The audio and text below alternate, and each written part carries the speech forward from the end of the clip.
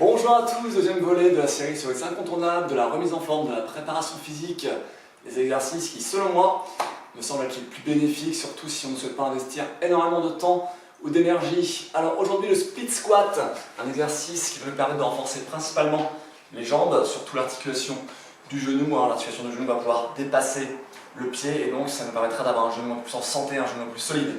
Voilà, on va également gagner en souplesse, en mobilité sur la cheville et la hanche. Alors je vous montre tout de suite comment on procède. On a simplement besoin pour ce faire d'un mur. Je vais placer mon pied quelques centimètres pour commencer derrière ce mur et je recule l'autre jambe loin derrière. Je vais venir tendre la jambe arrière, contracter le fessier et pousser le talon de la jambe avant dans le sol. Ensuite, je vais venir vers le mur. J'inspire, le genou va venir toucher le mur, je reste 2-3 secondes, je ressens bien l'étirement devant la hanche de la jambe arrière et normalement également dans le bas du mollet de la jambe avant. Et je souffle, je repars, d'accord? Ici j'inspire, je pousse bien mon talon dans le sol, mon buste est droit, je rentre le ventre pour stabiliser le bassin. Et je souffle, je repars sur l'arrière. Je vous montre une dernière fois, j'inspire. Voilà, je reste 2-3 secondes, c'est un mouvement qui se fait lentement, on cherche à bien contrôler. Voilà, la phase aller comme la phase retour.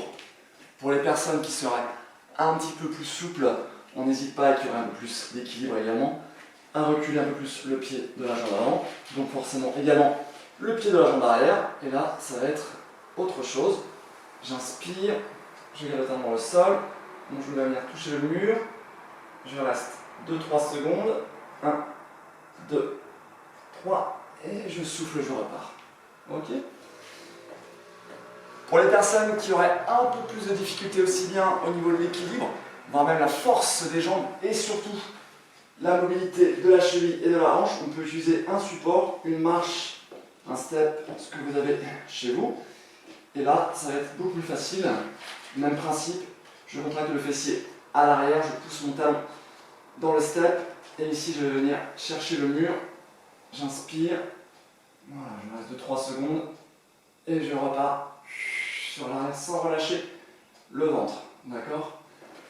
L'intérêt d'avoir un mur devant soi, c'est que non seulement on va pouvoir se stabiliser sur le mur à la fin de la phase aller, mais en plus on va pouvoir comme ça mesurer en reculant un petit peu plus le pied au fur et à mesure notre évolution, d'accord? Important aussi de pouvoir avoir un mur, un repère, pour reculer autant le pied droit que le pied gauche, parce qu'une fois qu'on aura fait une série à droite, je vous propose de faire une série de 8 répétitions, c'est important de ne pas faire des séries trop longues, sinon vous allez perdre en qualité d'exécution et en capacité aussi à vous concentrer sur chaque répétition. Une fois qu'on a fait la série à droite de 8 répétitions, on enchaîne directement avec la série à gauche, où là j'aurai plus avec un petit marquage au sol. Voilà, placer mon pied hop, exactement au même endroit.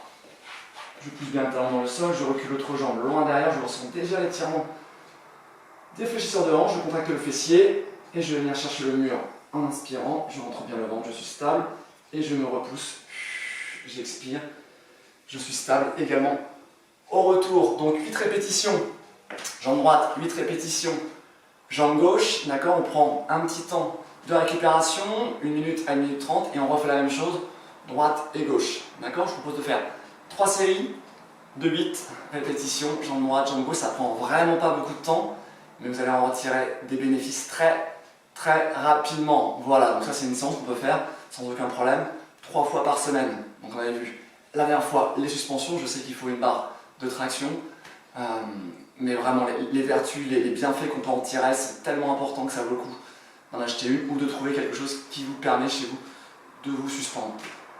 Voilà pour le split squat. La fois prochaine on verra le squat complet. Et si vous avez déjà bien progressé sur ce split squat, ça ne devrait poser aucun problème. Je vous dis à très vite.